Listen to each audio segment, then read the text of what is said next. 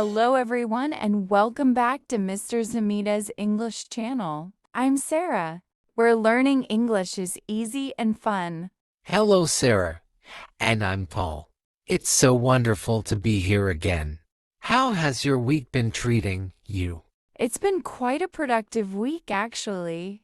I've been trying to implement some new routines. Oh, that's intriguing. It sounds like you've been on a bit of a self-improvement kick. You could say that I got me thinking, and I thought it would be a fantastic topic. For today's topic, I couldn't agree more. Personal growth and self-improvement. It's a journey we're all on. isn't it absolutely? It's about consciously trying to become a better version of ourselves. Dovecot, we dive deep into this fascinating subject. We have a small request for all of you listening.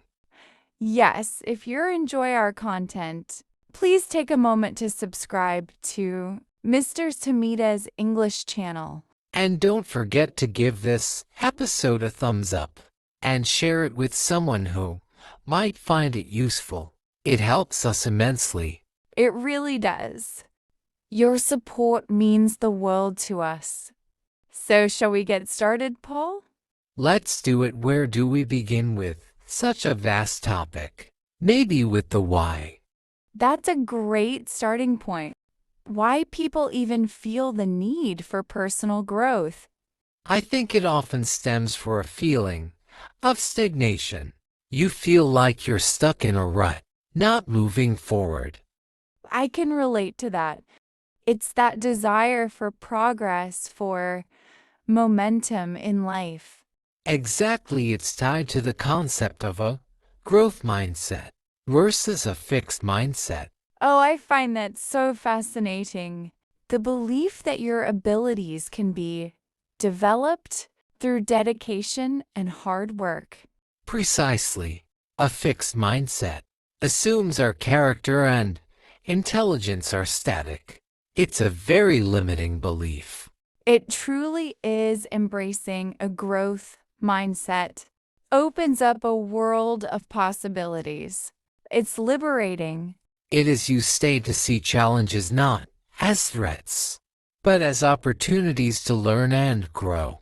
And that shift in perspective is the foundation of all self-improvement. Isn't it? I believe so. Once you have that mindset, the practical steps, like building habits, become much more achievable. Let's talk about habits then. They are the building blocks of our daily lives. The compound effect of small, consistent habits is incredibly powerful, yet often underestimated. So true. People often aim for massive, drastic changes overnight, which is rarely sustainable. And when they fail, they feel discouraged and give up. It's a vicious cycle. The key is to start small. I've been reading about atomic habits, the idea of making tiny incremental improvements. Ah, yes. The 1% better everyday principle. It sounds so manageable. But the long-term results are exponential. Exactly, like instead of saying I'll read a book a week, You start with, I'll read 1 page a day. that's perfect example. It's so small that it's almost impossible to say no to. You build momentum. And that leads to another great technique. Habit stacking, linking a new habit to an existing one. Can you give us the example of that? It sounds really practical. Sure, let's say you always make a cup of coffee in the morning. That's your existing habit. Okay, I'm with you. A non-negotiable part of my morning routine. Right, you stuck a new habit onto it. After I pour my coffee, I will meditate for 1 minute. I see you're using the momentum of the old habits to carry into the new one. That's brilliant. It removes the friction of deciding when and where to do the new habit. It becomes automatic. This all sounds wonderful. But what about the days when you have zero motivation? That's where discipline comes in. Yes, motivation versus discipline. They are very different things. Motivation is floating, it's an emotion. It comes and goes, you can't rely on it. But discipline is a system. It's doing what you need to do, even when you don't feel like it. It's a muscle you have to train. It's showing up for yourself consistently. I like that analogy. Every time you choose the disciplined action, you're making that muscle a little stronger. And it's not about being perfect. Sometimes you fall off the wagon, and that's okay. Oh, definitely. The crucial part is not to let one slip up, derail your entire progress. It's not about all or nothing. If you miss a day at the gym, don't miss to just get back on track. Self-compassion is a huge part of discipline. But the best strategy is often not to just stop a bad habit, but to replace it with a better one. So if your bad habit is mindless scrolling on your phone, you replace it with reading a page of a book precisely. Yes, very good. You're giving your brain a new, more positive action to perform in that same context. It's about redirection, the impulse. That's a great practical tip. So, Sarah, I was thinking about how people these days are constantly talking about work-life balance. It's almost become a buzzword. Totally. And yet, ironically, most of us still struggle to achieve it. It's like we're caught in this never-ending cycle of trying to keep up with the pace of modern life. Exactly. Sometimes it feels like we're just running on a treadmill of moving, but not necessarily getting anywhere. That's such a good metaphor, and I think that's where setting boundaries becomes crucial. Like learning to say no without feeling guilty. Yeah, that's something I'm still working on. There's this pressure to be available 24/7, especially with remote work. Right. And the irony is, even though technology was supposed to make life easier, it's actually blurred the line between work and personal time. That's a great expression, blurred the line. It means the separation between two things has become unclear. Exactly. So instead of switching off after work, people keep checking emails or messages. It's exhausting. I've started something new recently, a digital detox weekend. No phone, no social media. Oh, wow, that sounds refreshing. Was it difficult at first? Honestly, yes, I kept reaching for my phone out of habit, but by Sunday evening, I felt so much calmer. It's like my brain had space to breathe. I love that. Space to breathe. That's a beautiful phrase. It means giving yourself mental or emotional room to relax. Speaking of space, I recently traveled to Iceland. It's literally the definition of space and serenity.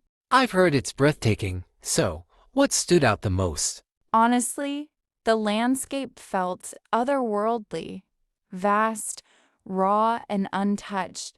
But what really impressed me was how respectful people are toward nature. Yeah, I read that Icelanders are very conscious about sustainability. Exactly. It made me realize how different cultures prioritize different things. For example, in some countries, convenience trumps sustainability. But in Iceland, it's the opposite. That's so true. When I visited Japan, I noticed something similar. This sense of collective responsibility. People care about the impact of their actions on others. Yes, that's such a deep cultural value. And it's something English learners should pay attention to, not just language, but also the cultural mindset behind it.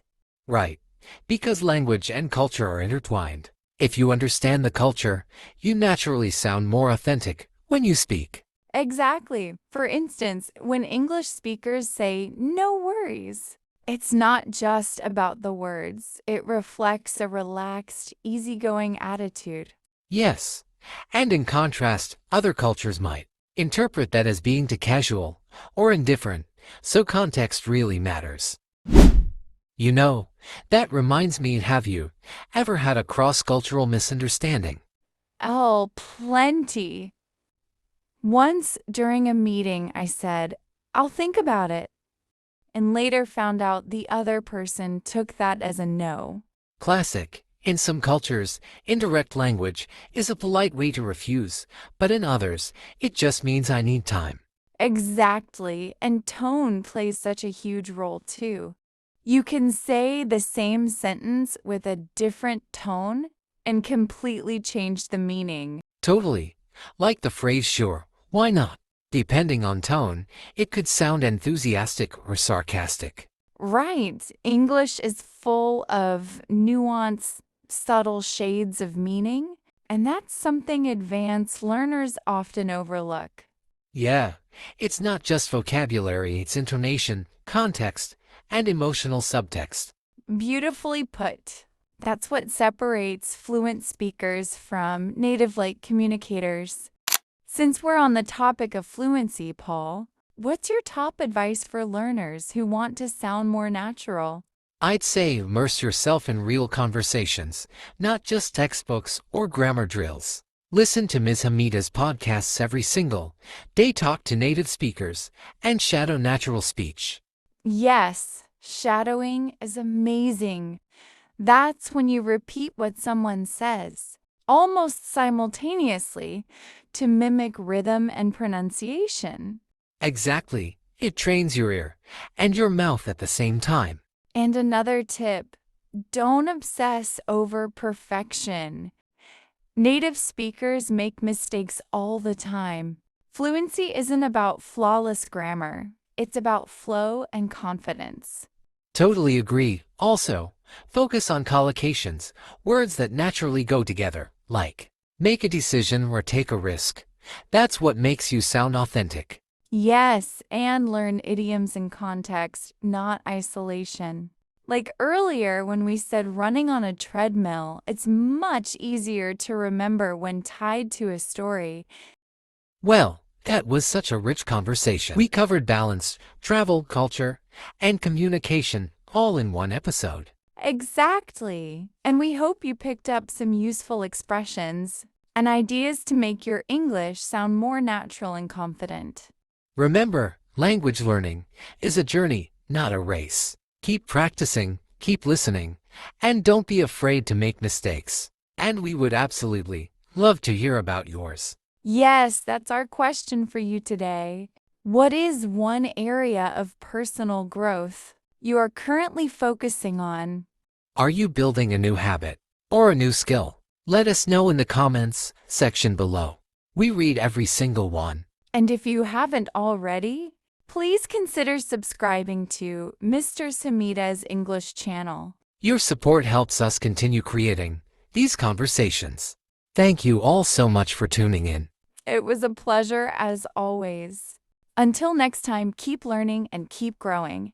Take care of you. Bye for now. Bye, everyone. Like and share, comment, subscribe.